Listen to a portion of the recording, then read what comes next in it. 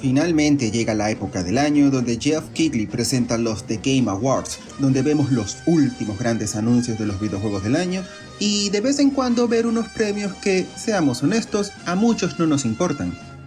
Pero aunque tengo dudas sobre la validez de estos premios, el debate que generan es divertido, por lo que, aprovechando la creciente comunidad del canal, decidí preguntarles a ustedes, mi fiel público, ¿cuál título consideran digno de ser el juego del año? Para lo cual hice 2 encuestas, debido a que hay 6 nominados y YouTube solo permite hacer encuestas de 4 opciones, para eliminar los 2 títulos menos populares y elegir cuál es el que tiene más apoyo para llevarse el máximo premio. Así que a continuación haremos un breve repaso a los 6 mejores juegos de este año, comenzando desde el último lugar para no solo repasar un poco qué hace destacar a cada título para estar en esta lista, sino hacer un breve recorrido por algunos de los juegos más importantes del 2022. Antes de comenzar, si te gusta mi contenido, te invito a que sigas mi canal, hagas clic en me gusta, en gracias y compartas en tus redes sociales, ya que me ayudarías a que crezca el canal y a llegar a más personas.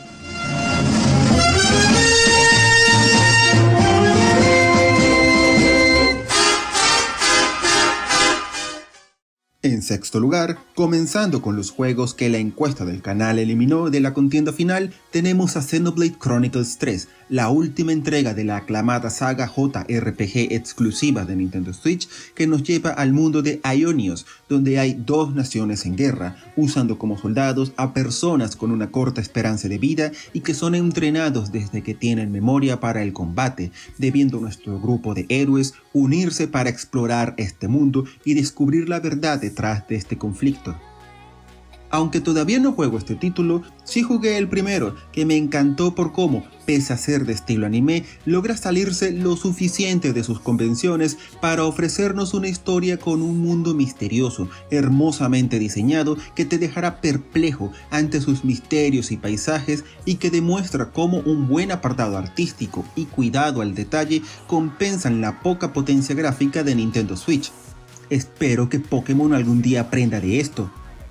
Pero pese a ser de los mejores títulos de la Nintendo Switch, el ser un JRPG de estilo anime, que puede durar alrededor de 70 horas, lo convierten en un juego de nicho, siendo desde el inicio el juego que menos posibilidades tenía de permanecer en la contienda, menos considerando la brutal competencia de este año.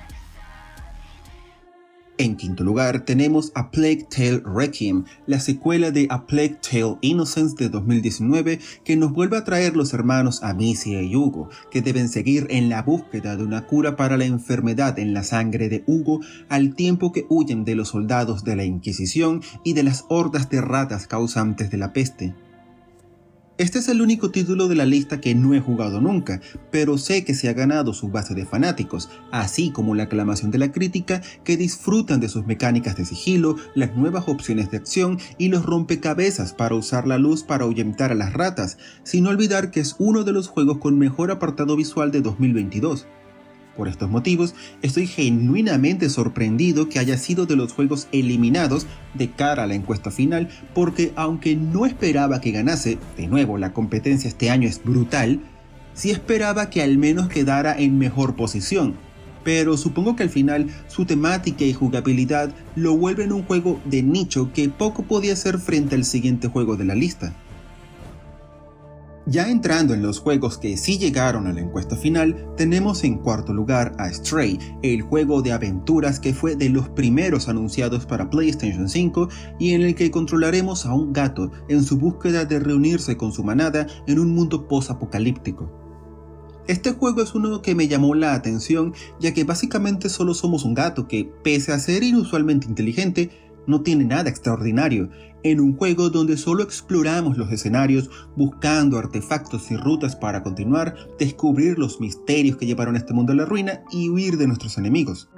Pero pese a ser divertido, si te gusta la exploración y no te importa la falta de acción o algo más complejo, no solo me sorprende que siquiera esté nominado, sino que superó a los anteriores de cara a la contienda final e incluso empató con el siguiente en la lista, obligándome a usar mi autoridad ejecutiva para romper el empate de cara a este video. Supongo que ser un lindo gatito que son el arma más poderosa de cara a hacer contenido popular en redes sociales, y haber estado gratis en PlayStation Plus, le dio una enorme popularidad entre los usuarios, sin mencionar que su mundo es uno que genuinamente está bien diseñado y es interesante. Llegamos al tercer lugar de la contienda con Horizon Forbidden West, la secuela de Zero Dawn de 2017 que continúa las aventuras de Aloy en su viaje al oeste prohibido para encontrar una copia de Gaia, la IA que controla las máquinas para así salvar al mundo de su inminente destrucción. Hablar de esta saga es hacerlo de un título que, aunque siempre ha destacado en jugabilidad, gráficos y de una interesante historia, y esta secuela destaca por sí sola en una mejora impresionante en las animaciones, parece siempre ser opacado por alguien más, primero con Breath of the Wild, luego con Elden Ring y ahora la batalla de este contra God of War Ragnarok por el juego del año. Siempre supe que jamás ganaría la encuesta, ya que la competencia entre Elden Ring y God of War es brutal, pero sí esperaba que tuviera mejores resultados y al menos consiguiera un sólido tercer lugar. En cambio, no solo tuvo menos votos de los que anticipaba, sino que Stray, un título indie que solo destaca por tener un gato de protagonista, empató con Horizon, uno de los títulos exclusivos más importantes de PlayStation en 2022.